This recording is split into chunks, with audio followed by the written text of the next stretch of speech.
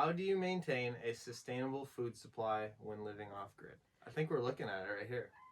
The goats are our source of dairy, so we make our cheese and our kefir. It's so universal what you can use the milk for. So we use their milk to raise puppies. We use their milk to raise little piglets that are 24 hours old. You know, you can give it to children. So it's so super universal. Kind of like a side note. Raise your own animals. That's a big one. Oh, you trying to challenge me? You want to switch? I'll switch. Do you want to switch? Okay. This chicken's getting a little more friendly. Yes. Having the ability to forage in your region, so getting educated on what naturally grows in the wild, around you, in the forest, on your property, and what can you be taking from the land that's already just in close vicinity of you. Yeah, I would say that's, from our experience, the least labor intensive, because with livestock you have to feed them, keep them warm, keep them alive. They're not like wild stock. They're gonna need, human intervention to survive. Yeah, obviously, like it's easier to source meat in the wild, but it's not easy to just source milk or your own dairy in the wild. Those are two ways that we kind of keep a sustainable food supply. Yeah. I just realized we're gonna use the speaker phones to talk. Should we do that? We probably should. Okay. Say bye to the camera. Say bye. Bye.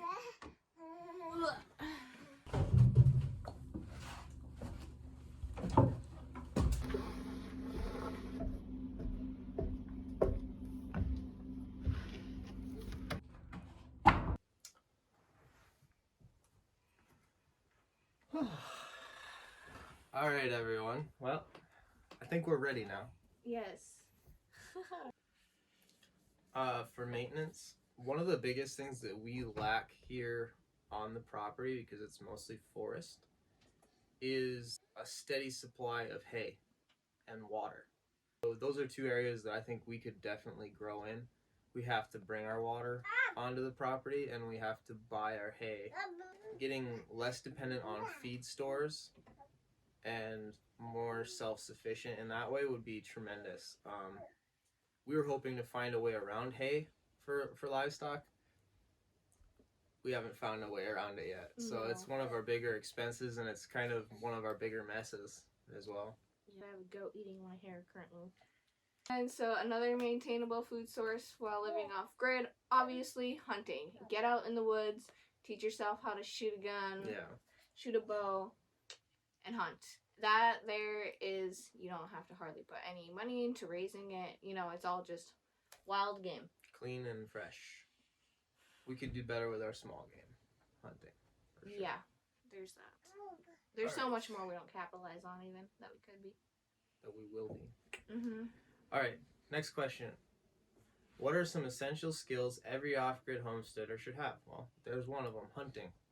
If you can't hunt for your food or forage for your food, that's one of the most basic survival skills that you should have in your tool belt. As like specifically for homesteaders, skills like husbandry, which is helping animals give live birth, understanding the health indications of when you should intervene, when you shouldn't, those are very valuable because your vet bills will stack up way high, way fast. Amazing. Like, we're on some Facebook pages and stuff, and the amount of money that people say that you need to have to get started and what you need to anticipate to spend on vet bills and all that stuff. It's like, or you can do it yourself right at home, you know? Yeah, so far that has worked out for us. We do have some vets we can call if we need to. Yeah. Skills or things that you can do is be able to Google search properly. Yeah. Because we're on the fly, during the middle of a birthing period. We're like, hey, what's the indications for, what would be an example? Like, what just happened the other day when? Oh yeah, so the mother was trying to push the baby, and one of the hooves kept kind of coming in and out. But after 30 minutes of no progress, I had Brianne look it up and see what was the next step and what we should do. And basically, we wound up reading that it's good to just reset the whole situation. So we just kind of put the hoof back in, and then like instantly, the head just started coming back out. Yeah. And we were able to pull the baby out. So little things like that, having the willingness to try something, even if it's a little uncomfortable, with the possibility of avoiding a dead animal, or the alternative of bringing it over to a vet. So trying a few things just on your own. Yeah, willingness to try is a skill, I believe. Yeah, you learn so much as you do try. Yes, so for sure. It's crazy. So starting out, you just got to be willing to learn skills, and then you'll figure it out from there. Yeah. Pallet building skills. I think that's a fantastic homesteading skill. And is that even like, it's just basic carpentry, really? Basically, like, it's rough carpentry. Well, that's even rough, but I'm just saying, like, in a broader scheme, just having some basic carpentry skills. Yeah, work with a skill saw, power drill, and that's all you need. Maybe a chainsaw. Yeah. Chainsaw definitely in other categories, but unless you're homestead bushcraft, you can stick to your hand tools. That works too, Depends on what you're trying to get done, though. Yeah, it depends on how cold it is too. How do you deal with waste and sewage on your off-grid homestead? Dig a hole. Yeah, okay, cat holes. Yes. I think from all of the different things that we've tried the separates, which are pretty nice because they separate the urine and the feces, and keeps the smell way down. Yes. But you gotta watch out on that separation, because then the urine fills up way faster than the feces, and then you get overflow issues. Oh, I can't tell you guys how many times we've had overflowing urine. Yeah, not great, but it's cleanable, and you can start over. But anyways, yeah. So we tried the separate. We've tried 5-gallon buckets. 5-gallon buckets, just straight up, and then you just put in a cat hole. That's pretty straightforward. And we've tried recently like a pretty expensive composting toilet. Yeah. From a company that's out of business now. And we were not super impressed with it because you had to run a fan 24/7, and we are super minimal on our electricity. Yeah. That could change over time, but with our current setup, it's not very efficient for us to run nonstop, just because we're in the works of setting up solar. We don't have solar, so for us to charge up our battery banks, we're having to run a generator. How do you deal with pests and predators on an off-grid homestead? That's a good one. Okay, this is interesting because we've been recently watching Homestead Rescue, and if you guys haven't watched it, maybe go and watch it. It's kind of entertaining, but I would think one of the biggest gaps that we see is these people that have livestock, and they're getting constant predator issues and what have you, is they don't have dogs. So how we deal with pests and predators on the off-grid homestead is we have 2 Australian Shepherd pups that give us warning and chase off most predators. Yes, and another key one, honestly, to take this into consideration is have your animals close to your home if possible.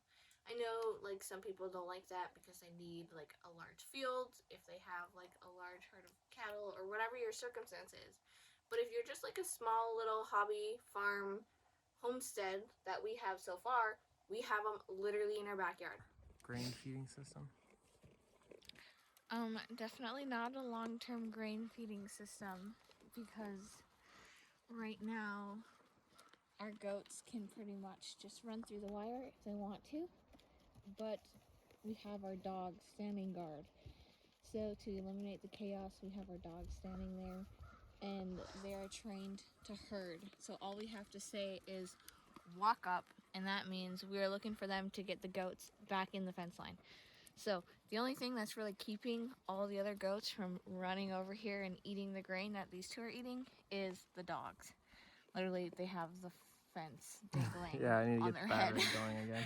Yeah, our electrical is not plugged in at the moment, so that's why. Otherwise, it'd be mad chaos without them. Yep.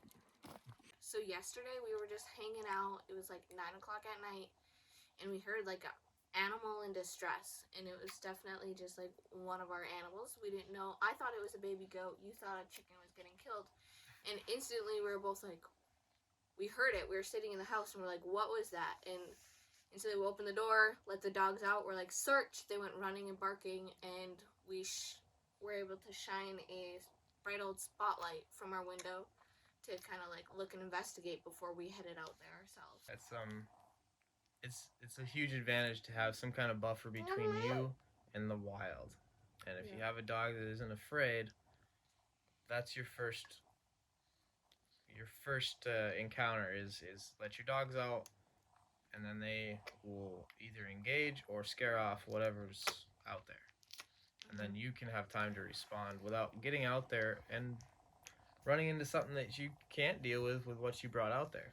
You know, so dogs are a great repellent for bears.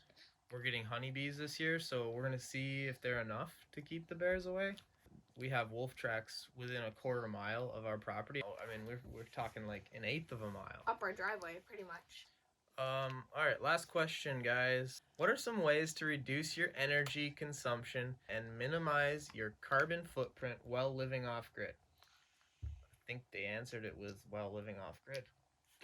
Yeah. One of the things that we burn up a lot of is gas, actually. So we're burning like a decent amount to run our generator, and our battery bank is so small that we're not really storing a lot of the energy. Yeah. For us. Yeah, we really don't like having to run the generator so much. Mm-hmm.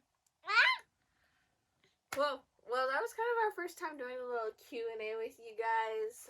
Hopefully it kind of let you guys in a little bit more on our off-grid lifestyle and ways that maybe you haven't gained perspective on just through watching our videos. Alright guys, thanks for watching our little Q&As. If you guys have any additional questions or things that we had commented on, feel free to ask questions below and we will certainly get back to you. Or even answer some of the questions that we put out there. We'll put the questions in the description.